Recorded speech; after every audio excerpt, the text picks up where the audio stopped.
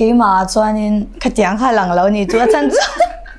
mi khăn tầm lúc tụi cái ni chú khăn bị cần vào sụt ni ở trong khăn mua cái bộ cái hồng khá hay nghe ni cái mà khá cái phủ lâu phết mấy ni chú cần lại trên nó sẽ thấy lúc tụi cái mà hiền ni hành tin đâu có cái đồ mấy là cái mà khai lên thì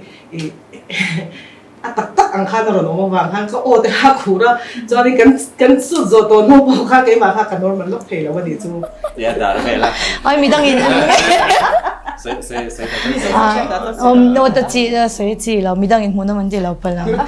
这样都看mình lâu mình thì chú mà khai cái mình về khai cái谁都có thể hiểu đấy cũng tắc tắc nữa phim mà như thế cái nu cái thì thút khá hay cái mà hiện chú rồi là hiện lim điều gì mà sẽ hay lông quay giống khai anh tin là mình rêu rô lút anh ấy